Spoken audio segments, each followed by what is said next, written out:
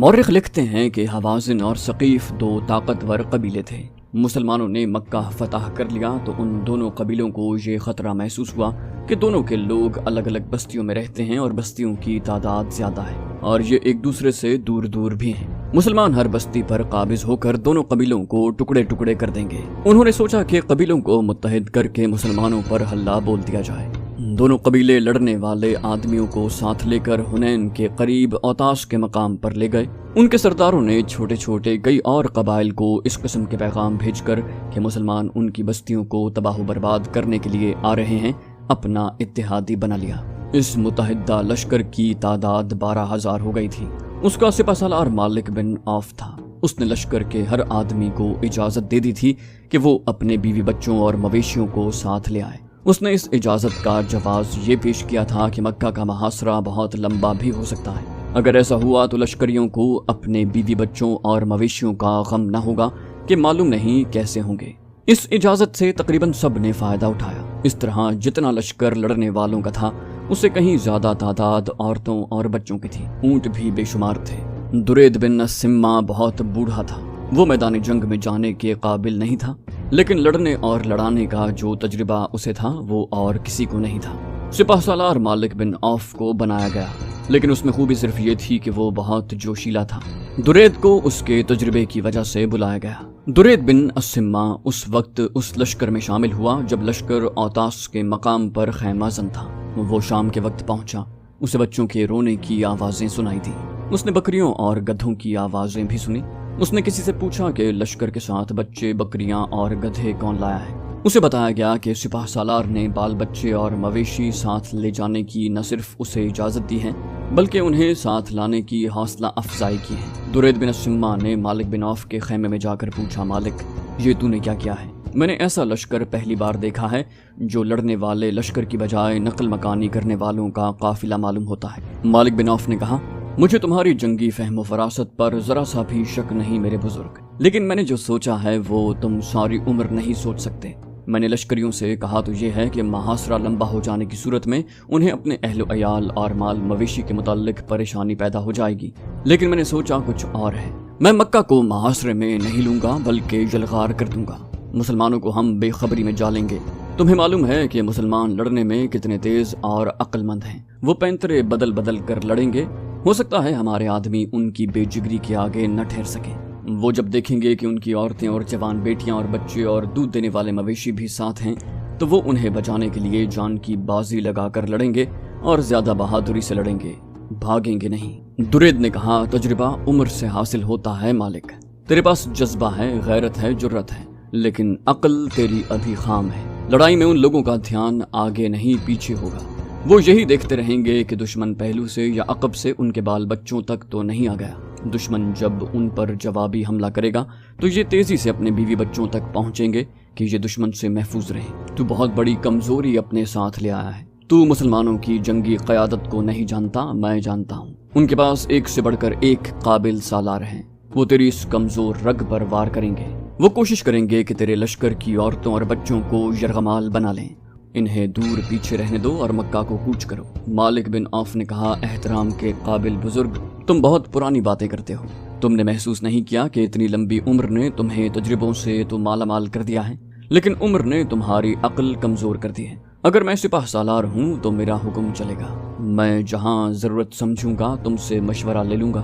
مورخوں نے لکھا ہے کہ درید بن سما یہ سوچ کر چپ ہو گیا کہ یہ موقع آپس میں الجھنے کا نہیں۔ مالک بن عوف نے کہا، تم لشکر سے کچھ اور کہنا چاہتے ہو تو کہہ دو۔ جو کام مجھے کرنا ہے وہ میں تمہیں بتائے بغیر کروں گا۔ درید نے کہا، مجھ میں لڑنے کی طاقت نہیں رہی، میں لڑا سکتا ہوں۔ اس نے اپنے خیمے میں جا کر قبیلے کے سرداروں کو بلایا اور اتنا ہی کہا، جب حملہ کرو گے تو تمہارا اتحاد نہ ٹوٹے۔ تمام لشکر سے کہہ دو کہ حملے سے پہلے تلواروں کی نیامیں توڑ کر پھینک دیں۔ عربوں میں یہ رسم تھی کہ لڑائی میں جب کوئی اپنی نیام توڑ دیتا تو اس کا مطلب یہ ہوتا تھا کہ یہ شخص لڑتا ہوا جان دے دے گا، پیچھے نہیں ہٹے گا اور شکست نہیں کھائے گا۔ نیام توڑنے کو وہ فتح یا موت کا اعلان سمجھتے تھے۔ کسی بھی تاریخ میں ایسا اشارہ نہیں ملتا کہ درید بن سما نے قبیلوں کے سرداروں سے کہا ہو کہ وہ اپنے اہل و عیال کو اوتاس میں ہی رہنے دیں، لیکن دو مورخوں نے لکھا ہے کہ لڑائی کے وقت صرف حوازن قبیلہ تھا جس نے اپنی عورتوں، بچوں اور بکریوں وغیرہ کو اپنے ساتھ رکھا۔ یہ دوسرا موقع تھا کہ اتنے زیادہ قبیلوں کی متحدہ فوج مسلمانوں کو تہس نہس کرنے آ رہی تھی۔ اس سے پہلے جنگ خندق میں اتنے زیادہ قبیلے مسلمانوں کے خلاف متحد ہوئے تھے۔ اب مالک بن عوف اس امید پر متحدہ فوج کو لے جا رہا تھا کہ وہ مکہ پر اچانک ٹوٹ پڑے گا۔ اس لشکر کو اب اوطاس سے مکہ کو کوچ کرنا تھا اور اس کوچ کی رفتار بہت تیز رکھنی تھی۔ اوطاس میں لشکر کا قیام اس لیے زیادہ ہو گیا تھا کہ دوسرے قبیلوں کو وہاں اکٹھا ہونا تھا۔ اگر اس لشکر میں صرف لڑنے والے ہوتے تو لشکر فوراً مکہ کی طرف پیش قدمی کر جاتا۔ اس میں عورتیں اور بچے بھی تھے اور ان کا سامان بھی تھا، اس لیے وہاں سے کوچ میں خاصی تاخیر ہو گئی۔ اس دوران مکہ کی گلیوں میں ایک للکار سنائی دی، مسلمانوں ہوشیار، تیار ہو جاؤ۔ وہ ایک شتر سوار تھا جو رسول اکرم صلی اللہ علیہ وسلم کے گھر کی طرف جاتے ہوئے اعلان کرتا جا رہا تھا، خدا کی قسم میں جو دیکھایا ہوں وہ تم میں سے کسی نے نہیں دیکھا۔ کسی نے کہا کیا شور مچاتے جا رہے ہو، رکو اور بتاؤ کہ کیا دیکھ آئے ہو۔ وہ کہتا جا رہا تھا رسول اللہ کو بتاؤں گا، تیار ہو جاؤ۔ حوازن اور ثقیف کا لشکر۔ رسول کریم صلی اللہ علیہ وسلم کو اطلاع مل گئی کہ حوازن اور ثقیف کے قبیلوں کے ساتھ دوسرے قبیلوں کے ہزاروں لوگ اوطاس کے قریب خیمہ زن ہیں اور ان کا ارادہ مکہ پر حملہ کرنے کا ہے اور وہ کوچ کرنے والے ہیں۔ تاریخوں میں اس شخص کا نام نہیں ملتا جس نے اوطاس میں اس متحدہ لشکر کو دیکھا اور یہ بھی معلوم کر لیا تھا کہ لشکر کا ارادہ کیا ہے۔ مورخوں نے اتنا ہی لکھا ہے کہ رسول اکرم صلی اللہ علیہ وسلم کو قبل از وقت غیر مسلم قبیلوں کے اجتماع کی خبر مل گئی۔ ان مورخوں کے مطابق اور بعد کے مبصروں کی تحریروں کے مطابق رسول اکرم صلی اللہ علیہ وسلم کی خواہش اور کوشش یہ تھی کہ جنگ و جدل سے گریز کیا جائے اور ان غیر مسلموں کو جو آپ علیہ السلام کو اور مسلمانوں کو دشمن سمجھتے ہیں اور آپ علیہ السلام کے خلاف سازشیں تیار کرتے رہتے ہیں، انہیں خیر سگالی اور بھائی چارے کے پیغام دیے جائیں۔ اس خواہش اور کوشش کے علاوہ جنوری 630 عیسوی میں حضور صلی اللہ علیہ وسلم لڑنے کی پوزیشن میں نہیں تھے، کیونکہ آپ علیہ السلام نے مکہ کو چند ہی دن پہلے اپنی تحویل میں لیا تھا اور شہر کے انتظامات میں مصروف تھے۔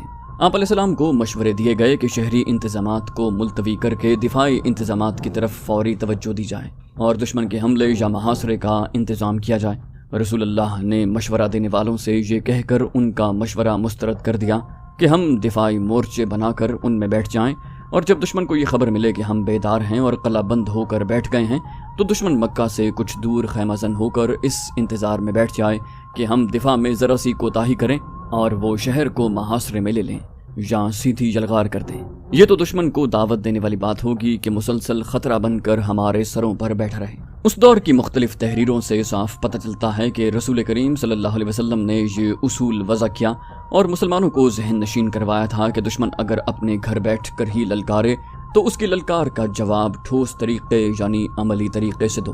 دوسرا یہ کہ دشمن کی نیت اور اس کے عزائم کا علم ہو جائے تو اپنی سرحدوں کے اندر بیٹھ کر اس کا انتظار نہ کرو بلکہ اس پر حملہ کر دو۔ اور حضور صلی اللہ علیہ وسلم نے اپنی امت کو تیسرا اصول یہ دیا کہ ہر وقت تیاری کی حالت میں رہو اور دشمن کو احساس دلا دو کہ وہ تمہیں للکارے گا یا تمہارے لیے خطرہ بننے کی کوشش کرے گا تو تم بجلی کی طرح اس پر کوندو گے۔ مالک بن عوف اپنے خیمے میں غصے سے بار بار زمین پر پاؤں مارتا اور کہتا ایسا نہیں ہو سکتا، وہ اتنی جلدی کس طرح یہاں پہنچ سکتے ہیں؟ کیا ہم اپنے ساتھ غداروں کو بھی لائے ہیں جنہوں نے محمد صلی اللہ علیہ وسلم کو بہت دن پہلے خبردار کر دیا تھا کہ ہم آ رہے ہیں؟ بوڑھے درید بن السمہ نے کہا جا کر خود دیکھ لو مالک، اپنی آنکھوں سے دیکھ لے، اگر میں جھوٹ بول رہا ہوں تو اپنے دیوتا لات کو دھوکہ دے رہا ہوں۔ اس آدمی نے کہا جو دیکھ کے آیا تھا کہ مسلمانوں کا ایک لشکر جس کی تعداد کم و بیش 10,000 تھی حنین کے قریب آ کر پڑاؤ کیے ہوئے تھا۔ اس نے کہا انہوں نے خیمے نہیں گاڑے، وہ تیاری کی حالت میں ہیں، اور یہ بھی جھوٹ نہیں کہ اس لشکر کا سپہ سالار خود محمد ہے صلی اللہ علیہ وسلم۔ مالک بن عوف غصے سے باولا ہوا چلا جا رہا تھا، وہ مسلمانوں پر اچانک ٹوٹ پڑنے چلا تھا۔ اس نے اوطاس سے مکہ کی طرف پیش قدمی کا حکم دے دیا تھا، مگر اسے اطلاع ملی کہ مسلمان اپنے رسول اللہ صلی اللہ علیہ وسلم کی قیادت میں اس کی جمعیت سے تھوڑی ہی دور حنین کے گرد و نواح میں آ گئے ہیں اور مقابلے کے لیے تیار ہیں۔ درید نے اسے کہا غصہ تیری عقل کو کمزور کر رہا ہے مالک، اب محاصرے اور یلغار کو دماغ سے نکال دے اور اس زمین سے فائدہ اٹھا جس پر مسلمانوں سے تیرا مقابلہ ہوگا۔ تو اچھی چالیں سوچ سکتا ہے، تو دشمن کو دھوکہ دے سکتا ہے، تجھ میں جرت ہے، پھر تو کیوں پریشان ہو رہا ہے؟ میں تیرے ساتھ ہوں۔ میں تجھے ایک بار پھر کہتا ہوں کہ حوازن کے لوگوں نے اپنی عورتوں اور بچوں اور اپنے مویشیوں کو ساتھ لا کے اچھا نہیں کیا۔ میرے ساتھ حنین کی وادی کو دیکھیں۔ وہ دونوں اس علاقے کو دیکھنے چل پڑے جہاں لڑائی متوقع تھی۔ رسول کریم صلی اللہ علیہ وسلم کے ساتھ مجاہدین کی جو فوج تھی اس کی تعداد 12,000 تھی۔ اس نفری میں مکہ کے 2,000 ایسے افراد تھے جنہیں اسلام قبول کیے ابھی چند ہی دن ہوئے تھے۔ بعض صحابہ کرام ان 9 مسلموں پر بھروسہ کرنے پر آمادہ نہیں تھے، لیکن اللہ کے رسول کو اپنے اللہ پر بھروسہ تھا۔ ابو سفیان رضی اللہ عنہ، اکرمہ اور صفوان رضی اللہ عنہ بھی 9 مسلم تھے۔ یہ تینوں سرداری اور سالاری کے رتبوں کے افراد تھے جن کا 9 مسلم قریش پر اثر و رسوخ بھی تھا، لیکن دیکھا یہ گیا کہ یہ سب اپنی مرضی سے اس لشکر میں شامل ہوئے تھے۔ ایک مورخ نے لکھا ہے کہ ان تینوں نے مجاہدین کے لیے کم و بیش 100 ذرہ بختر دیے تھے۔ یہ لشکر 27 جنوری 630 عیسوی 6 شوال 8 ہجری کی صبح مکہ سے روانہ ہوا اور 31 جنوری کی شام حنین کے گرد و نواح میں پہنچ گیا۔ کوچ برق رفتار تھا۔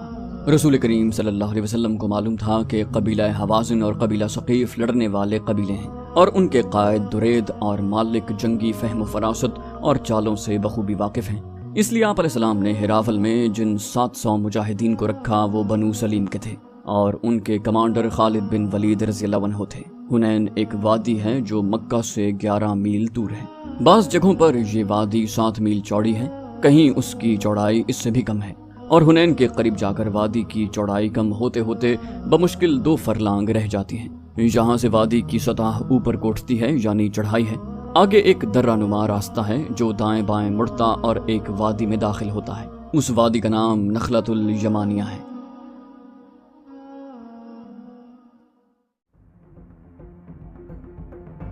راستہ خاصا تنگ تھا۔ مسلمانوں نے اپنے جاسوسوں کی آنکھوں سے دیکھا کہ قبیلوں کی متحدہ فوج ابھی اوتاس کے قریب خیمہ زن ہے، مگر جاسوس رات کی تاریکی میں نہ جھانک سکے، یا انہوں نے ضرورت ہی محسوس نہ کی کہ رات کو بھی دیکھ لیتے کہ دشمن کوئی نقل و حرکت تو نہیں کر رہا۔ دن کے دوران متحدہ قبیلوں کے کیمپ میں کوچ کا پیش قدمی کی تیاری کے کوئی آثار نظر نہ آئے۔ کیمپ پر مردنی سی چھائی ہوئی تھی، کوئی سرگرمی نہیں تھی۔ 1 فروری 630 عیسوی 11 شوال 8 ہجری کی سحر مجاہدین نے اوتاس کی طرف پیش قدمی شروع کی۔ اسکیم یہ تھی کہ دشمن کے کیمپ پر یلغار کی جائے۔ امید یہی تھی کہ دشمن کو بے خبری میں ڈالیں گے۔ پیش قدمی مکمل طور پر منظم تھی۔ ہراول میں بنو سلیم کے مجاہدین تھے جن کے قائد خالد رضی اللہ عنہ تھے۔ اس حیثیت میں خالد رضی اللہ عنہ سب سے آگے تھے۔ اسلامی فوج کی نفری تو 12,000 تھی، لیکن اس باقاعدہ فوج کے ساتھ ایک بے قاعدہ فوج بھی تھی جس کی نفری 20,000 تھی۔ یہ مکہ اور گرد و نواح کے لوگ تھے جو فوج کی مدد کے لیے ساتھ آئے تھے۔ ایک واقعہ قابل ذکر ہے۔ اتنا زیادہ لشکر دیکھ کر بعض صحابہ کرام نے بڑے فخر سے کہا، کون ہے جو ہمیں شکست دے سکتا ہے؟ 2 مورخوں نے لکھا ہے کہ اس فخر میں تکبر کی جھلک بھی تھی۔ خالد رضی اللہ عنہ اسلامی لشکر کے آگے تھے۔ وہ وادی حنین کے تنگ راستے میں داخل ہوئے تو صبح طلوع ہو رہی تھی۔ خالد رضی اللہ عنہ نے اپنے گھوڑے کو ایڑ لگائی اور رفتار تیز کر دی۔ خالد رضی اللہ عنہ جو شیلے جنگجو تھے اور جارحانہ قیادت میں یقین رکھتے تھے، وہ جب مسلمان نہیں ہوئے تھے تو قبیلہ قریش کے سردار اعلیٰ ابو سفیان سے انہوں نے سب سے بڑی شکایت یہ کی تھی کہ وہ انہیں کھل کر لڑنے نہیں دیتے۔ ان کے قبول اسلام کی ایک وجہ یہ بھی تھی کہ انہوں نے رسول کریم صلی اللہ علیہ وسلم کی عسکری قیادت میں وہ جذبہ دیکھا جو انہیں پسند تھا۔ خالد رضی اللہ عنہ نے قبول اسلام سے پہلے اکرمہ سے کہا بھی تھا کہ میرے عسکری جذبے اور میدان جنگ میں جارحانہ انداز کی قدر صرف مسلمان ہی کر سکتے ہیں۔ رسول اللہ صلی اللہ علیہ وسلم نے خالد رضی اللہ عنہ کی عسکری اہلیت اور قابلیت کی جو قدر کی تھی، اس کا ثبوت یہ تھا کہ وہ اتنے بڑے لشکر کے ہراول کے کمانڈر تھے۔ صبح طلوع ہو رہی تھی جب خالد بن ولید کا ہراول کا دستہ گھاٹی والے تنگ راستے میں داخل ہوا۔ اچانک زمین و آسمان جیسے پھٹ پڑے ہوں۔ حوازن، ثقیف اور دیگر قبیلوں کی متحدہ فوج کے نعرے، گھٹاؤں کی گرج اور بجلیوں کی کڑک کی طرح بلند ہوئے اور موسلا دھار بارش کی طرح تیروں کی بوچھاڑیں آنے لگیں۔ یہ تیر دائیں بائیں کی چٹانوں اور ٹیکریوں سے آ رہے تھے۔ یہ دشمن کی گھات تھی۔ مالک بن عوف اور درید بن السمہ نے دن کے وقت اپنے کیمپ میں کوئی سرگرمی ظاہر نہ ہونے دی۔ ایسے معلوم ہوتا تھا جیسے یہ جنگی کیمپ نہیں، کسی قافلے کا پڑاؤ ہے۔ شام کے بعد مالک بن عوف اپنی فوج کو حنین کے تنگ راستے پر لے گیا اور تیر اندازوں کو دونوں طرف چھپا کر بٹھا دیا۔ تیروں کی بوچھاڑیں اچانک بھی تھیں اور بہت زیادہ بھی۔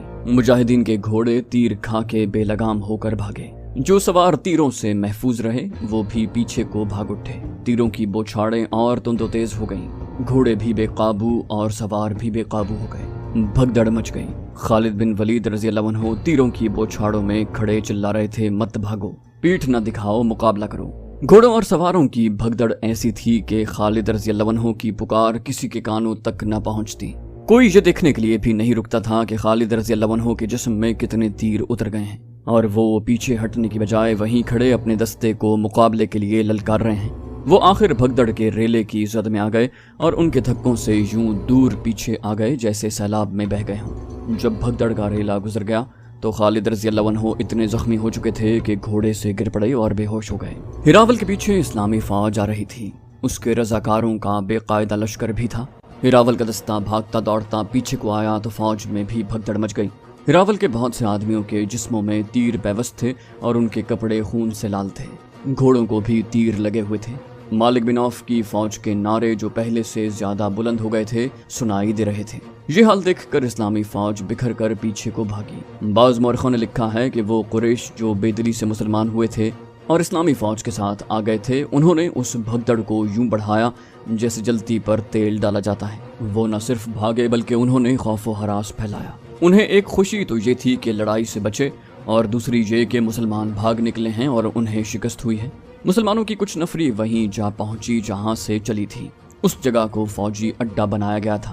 زیادہ تعداد ان مسلمانوں کی تھی جنہوں نے پیچھے ہٹ کر ایسی جگہوں پر پناہ لی جہاں چھپا جا سکتا تھا، لیکن وہ چھپنے کے لیے نہیں بلکہ چھپ کر یہ دیکھنے کے لیے وہاں رکے تھے کہ ہوا کیا ہے اور وہ دشمن کہاں ہے جس سے ڈر کر پوری فوج بھاگ اٹھی ہے۔ وہاں تو حالت یہ ہو گئی تھی کہ بھاگتے ہوئے اونٹ اور گھوڑے ایک دوسرے سے ٹکرا رہے تھے اور پیادے ان کے درمیان آ کر کچلے جانے سے بچنے کے لیے ہر طرف بھاگ رہے تھے۔ رسول کریم صلی اللہ علیہ وسلم نے اپنی فوج کی یہ حالت دیکھی تو آپ علیہ السلام بھاگنے والوں کے رستے میں کھڑے ہو گئے۔ آپ علیہ السلام کے ساتھ 9 صحابہ کرام تھے، ان میں 4 قابل ذکر ہیں، حضرت عمر رضی اللہ عنہ، حضرت عباس رضی اللہ عنہ، حضرت علی رضی اللہ عنہ اور حضرت ابو بکر رضی اللہ عنہ۔ رسول اللہ نے بلند آواز سے للکارنا شروع کر دیا، مسلمانوں کہاں جا رہے ہو؟ میں ادھر ہوں، میں جو اللہ کا رسول ہوں، مجھے دیکھو، میں محمد ابن عبداللہ یہاں کھڑا ہوں۔ مسلمان ہجوم کے قریب سے بھاگتے ہوئے گزرتے جا رہے تھے۔ آپ علیہ السلام کی آواز شور میں دب کر رہ گئی۔ خالد بن ولید رضی اللہ عنہ کہیں نظر نہیں آ رہے تھے، وہ آگے کہیں بے ہوش پڑے تھے۔ اتنے میں قبیلہ حوازن کے کئی آدمی اونٹوں اور گھوڑوں پر سوار بھاگتے ہوئے مسلمانوں کے تعاقب میں آئے۔ ان کے آگے ایک شتر سوار تھا جس نے جھنڈا اٹھا رکھا تھا۔ حضرت علی رضی اللہ عنہ نے ایک مسلمان کو ساتھ لیا اور اس شتر سوار علمبردار کے پیچھے دوڑ پڑے۔ قریب جا کر حضرت علی رضی اللہ عنہ نے اس کے اونٹ کی پچھلی ٹانگ پر تلوار کا وار کر کے ٹانگ کاٹ دی۔ اونٹ گرا تو سوار بھی گر پڑا۔ علی رضی اللہ عنہ نے اس کے اٹھتے اٹھتے اس کی گردن صاف کاٹ دی۔ آپ علیہ السلام ایک ٹیکری پر جا کھڑے ہوئے۔ دشمن کے کسی آدمی کی للکار سنائی دی، وہ رہا محمد صلی اللہ علیہ وسلم، قتل کر دو اسے۔ تاریخ میں ان آدمیوں کو قبیلہ ثقیف کا لکھا گیا ہے جو اپنے آدمی کی للکار پر اس ٹیکری پر چڑھنے لگے جس پر رسول اللہ صلی اللہ علیہ وسلم کھڑے تھے۔ صحابہ کرام جو آپ علیہ السلام کے ساتھ تھے ان آدمیوں پر ٹوٹ پڑے۔ مختصر سے مارکے میں وہ سب بھاگ نکلے، ان میں سے کوئی بھی رسول اللہ صلی اللہ علیہ وسلم تک نہ پہنچ سکا۔ آپ علیہ السلام نے کہا، میں مالک بن عوف سے شکست نہیں کھاؤں گا، وہ اتنی آسانی سے کیسے فتح حاصل کر سکتا ہے؟ آپ علیہ السلام نے اپنی فوج کو بکھرتے اور بھاگتے تو دیکھ لیا تھا۔ آپ علیہ السلام دشمن کو بھی دیکھ رہے تھے بلکہ دشمن کو زیادہ دیکھ رہے تھے۔ آپ علیہ السلام کی عسکری حس نے محسوس کر لیا کہ مالک بن عوف اپنے پہلے بھرپور اور کامیاب وار پر اس قدر خوش ہو گیا ہے کہ اسے اگلی چال کا خیال ہی نہیں رہا۔ وہ اسلامی فوج کی بھگدڑ اور افراتفری کی پسپائی سے فائدہ نہیں اٹھا رہا تھا۔ حضور صلی اللہ علیہ وسلم کو توقع تھی کہ مالک بن عوف کی متحدہ فوج مسلمانوں کے تعاقب میں آئے گی، لیکن تعاقب میں دشمنوں کے جو آدمی آئے تھے وہ تعداد میں تھوڑے اور غیر منظم تھے۔ اس کے علاوہ حضور صلی اللہ علیہ وسلم نے اپنے ہراول دستے کو پیچھے آتے بھی دیکھ لیا۔ آپ علیہ السلام نے معلوم بھی کیا تھا کہ ہراول کے کتنے آدمی شہید اور زخمی ہوئے ہیں۔ آپ علیہ السلام کو بتایا گیا کہ کئی ایک مجاہدین کے گھوڑے اور اونٹ زخمی ہوئے ہیں لیکن شہید ایک بھی نہیں ہوا۔ اس سے رسول اللہ صلی اللہ علیہ وسلم نے یہ رائے قائم کی کہ یہ دشمن تیر اندازی میں اناڑی ہیں اور جلد باز بھی ہیں۔ اتنی زیادہ تیر اندازی کسی کو زندہ نہ چھوڑتی۔ آپ علیہ السلام نے اپنے پاس کھڑے صحابہ کرام پر نظر ڈالی۔ آپ کی نظر حضرت عباس رضی اللہ عنہ پر ٹھہر گئی۔ حضرت عباس رضی اللہ عنہ کی آواز غیر معمولی طور پر بلند تھی جو بہت دور تک سنائی دیتی۔ جسم کے لحاظ سے بھی حضرت عباس رضی اللہ عنہ قوی ہیکل تھے۔ حضور صلی اللہ علیہ وسلم نے کہا، عباس تم پر اللہ کی رحمت ہو، مسلمانوں کو پکارو، انہیں یہاں آنے کے لیے کہو۔ حضرت عباس رضی اللہ عنہ نے انتہائی بلند آواز میں پکارنا شروع کیا، اے انصار، اے اہل مدینہ، اے اہل مکہ، اپنے رسول کے پاس آؤ۔ حضرت عباس رضی اللہ عنہ قبیلوں کے اور آدمیوں کے نام لے لے کر پکارتے رہے اور کہتے رہے، اپنے اللہ کے رسول کے پاس آؤ صلی اللہ علیہ وسلم۔